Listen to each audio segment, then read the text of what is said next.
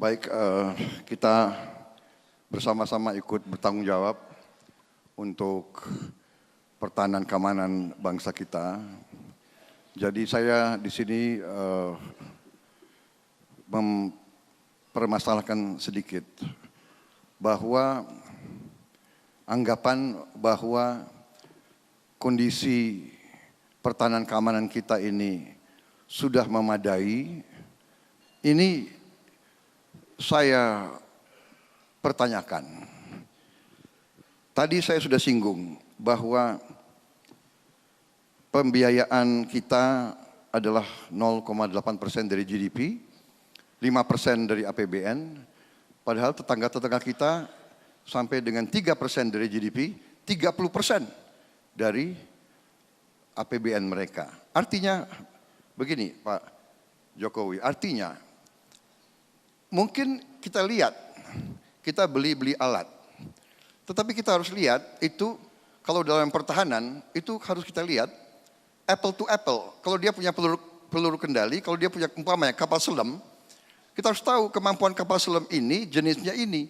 Kita beli kapal selam oke, dari Korea. Itu kapal selam itu adalah tipe 209. Ya, kemampuannya sangat terbatas dengan yang dibeli Singapura. Dia punya tipenya sudah 218 yang bisa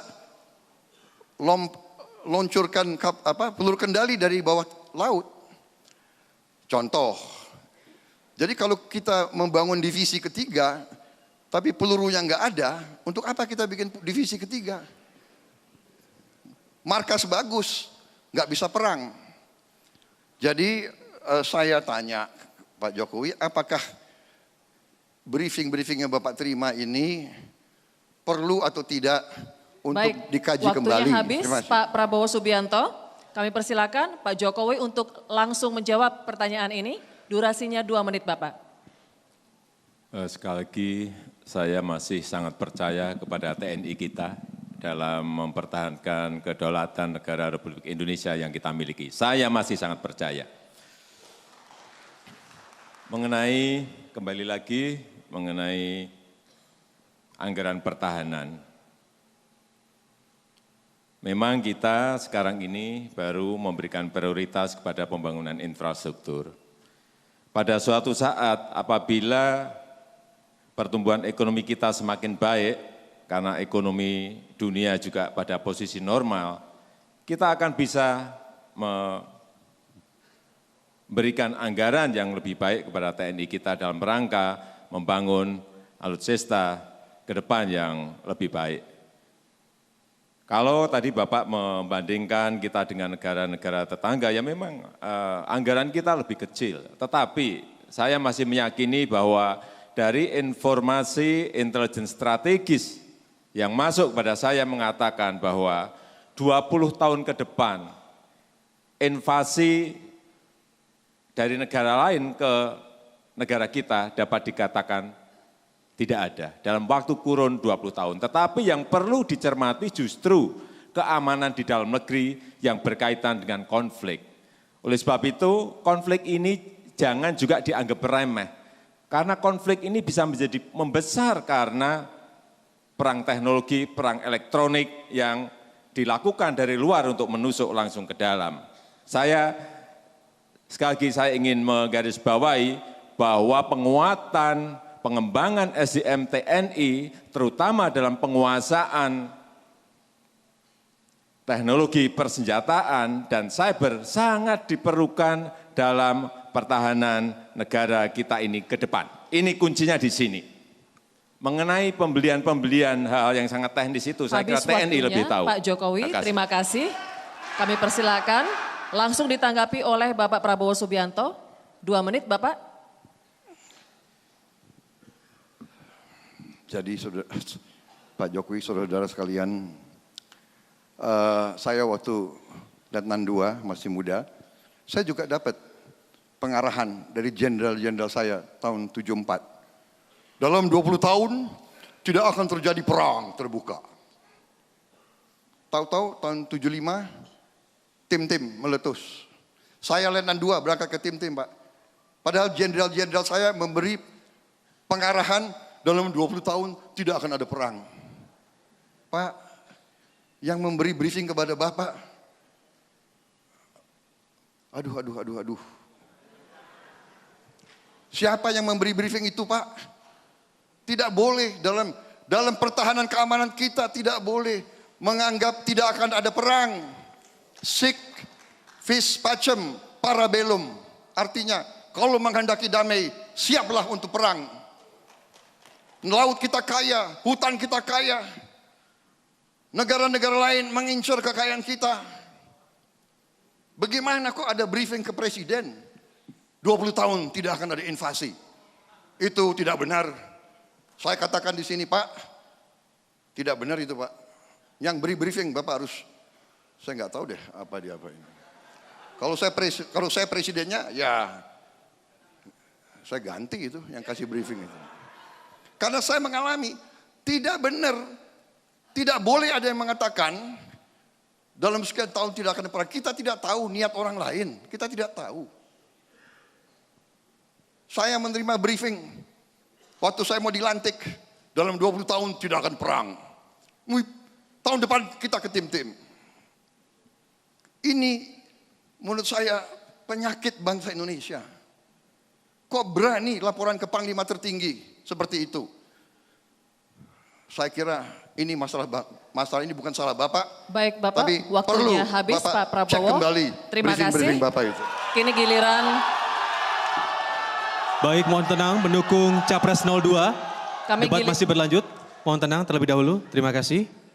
Baik, langsung ditanggapi Pak Jokowi, kami persilakan. Waktunya sama 2 menit. Ini yang namanya perkiraan. Artinya intelijen strategis kita ini memperkirakan, tidak ada. Oleh sebab itu, dalam rangka strategi ke depan, mestinya yang dipentingkan sebelah mana kita menjadi tahu. Jangan sampai kita keliru memperkirakan ke depan, sehingga strateginya juga menjadi keliru. Inilah yang ingin saya garis bawahi. Bukan tidak, tetapi diperkirakan. Intelijen strategis memperkirakan. Jadi perkiraan. Dan yang perkiraan bisa betul, tetapi juga bisa keliru. Oleh sebab itu, kembali lagi ingin saya sampaikan bahwa penguasaan teknologi, persenjataan, dan cyber ini sangat-sangat diperlukan dalam pertahanan kita ke depan. Oleh sebab itu, kenapa tadi saya menyampaikan bahwa pemasangan radar udara kita di 19 titik sudah dilakukan, pemasangan radar maritim kita sudah 11 titik dilakukan, itu dalam rangka menjaga kedaulatan negara kita Indonesia.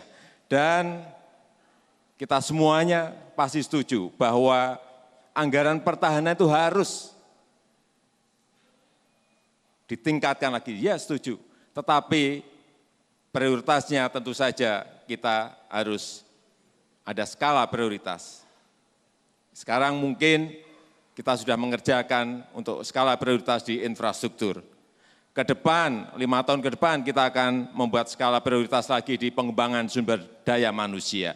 Mungkin ketiga nanti di anggaran pertahanan akan menjadi prioritas. Kenapa tidak? Tapi prioritas-prioritas seperti ini ada semuanya untuk kepentingan rakyat, untuk kepentingan masyarakat, untuk kepentingan bangsa, dan untuk kepentingan negara. Baik, terima kasih Pak Joko Widodo. Waktunya habis. Dan hadirin dan pemirsa, kita telah menyelesaikan debat terbuka putaran pertama. Kini kita bergeser ke debat terbuka putaran yang kedua.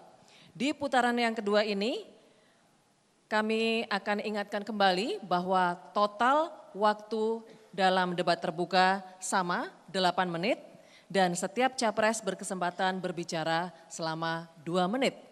Untuk putaran kedua ini, kita akan berikan giliran pertama kepada Capres nomor urut 01, Bapak Joko Widodo, untuk mengajukan pertanyaan kepada Capres nomor urut 02. Waktunya 2 menit, kami persilakan.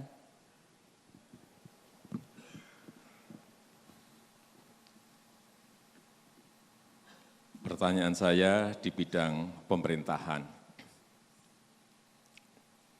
Di depan tadi sudah saya sampaikan bahwa ke depan pemerintahan Dilan, digital dan melayani itu sangat diperlukan oleh negara kita Indonesia.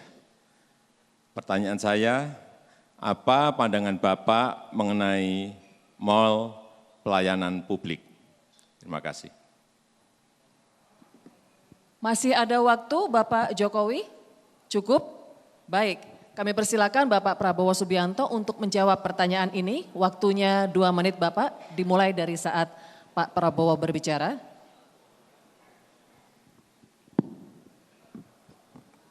Saya berpendapat bahwa sistem, alat, metodologi itu bagus, baik-baik saja. Jadi kalau itu pelayanan publik dan itu maksudnya untuk efisiensi, untuk mengurangi red tape, birokrasi dan sebagainya, saya dukung, tidak ada masalah. Tapi inti bagi saya pemerintahan adalah kembali bahwa lembaga-lembaga pemerintah itu harus bersih. Tidak boleh terjadi korupsi yang besar-besaran di lembaga pemerintah itu. Kalau punya segala sistem online, sistem pelayanan publik satu pintu dan sebagainya, tetapi tetap political will untuk menghilangkan korupsi itu tidak ditegakkan, ya menurut saya tetap lembaga-lembaga itu lemah. Dan kita mengetahui syarat negara berhasil adalah lembaga-lembaga pemerintah harus kuat.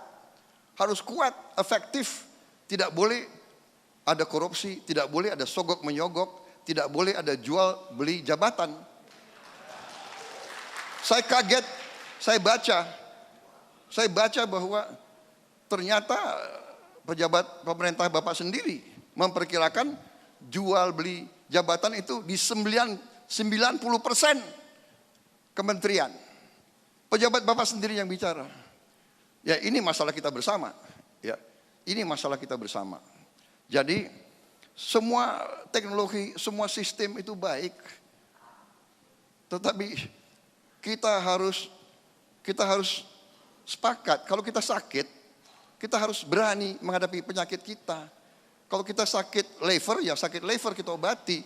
Penyakit bangsa ini korupsi terlalu banyak. Waktunya habis Pak Prabowo. Rakyat tidak mau korupsi lagi di Indonesia. Terima kasih Bapak. Kami persilakan kepada Capres nomor urut 01 untuk menanggapi. Jadi dengan mall pelayanan publik ini kita harapkan yang namanya kecepatan pelayanan itu bisa diberikan kepada para pengusaha, kepada masyarakat, kepada rakyat yang ingin mendapatkan pelayanan yang cepat. Dan ini sudah ada di 13 kota yang akan terus kita perbanyak di kota-kota yang lain. Di pemerintah pusat sendiri sekarang ada yang namanya OSS, Online Single Submission. Yang dulunya kalau kita ngurus izin bisa 6 bulan, bisa setahun, sekarang 9 izin bisa keluar dalam waktu 3 jam. Justru dengan cara inilah korupsi itu akan berkurang dan akan hilang. Karena ada transparansi, ada kecepatan, ada sistem yang membangun, yang memagari agar orang-orang yang dulunya bisa bertransaksi untuk keluarnya sebuah izin agar cepat itu bisa terpotong. Dan perlu saya sampaikan kepada Pak Prabowo bahwa korupsi kita di tahun 98 itu negara kita ini terkorup di ASEAN. Indeks persepsi korupsi kita saat itu adalah 20, saya ingat betul. KPK mengatakan ini, 20. 2014 angka kita menjadi lebih baik, menjadi 34. Dan sekarang ini indeks persepsi kita 38. Artinya ada perbaikan terus. Tidak mungkin kita pengen instan langsung membalik jadi bersih semua, enggak. Tapi sistem saya percaya, sistemlah yang akan memperbaiki negara ini. Dengan sistem yang baik, dengan sistem yang cepat, maka korupsi akan semakin berkurang dan nantinya hilang apabila sistem ini menjadi budaya kita. Menjadi sebuah corporate culture. Dan inilah yang kita harapkan dengan pembangunan sistem-sistem online sistem elektronik, sistem yang berbasis elektronik, yang cepat, yang cepat Waktunya dan habis, cepat. Pak Jokowi, terima kasih. Kami persilakan Pak Prabowo untuk langsung menanggapi, waktunya 2 menit.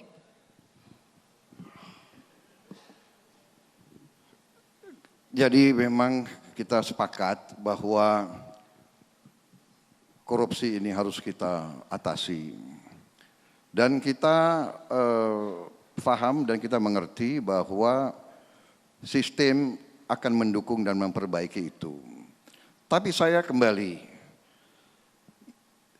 mempermasalahkan di kondisi negara sekarang, Pak. Mungkin ini yang Bapak tidak tangkap dari perkembangan masyarakat yang real yang kita alami.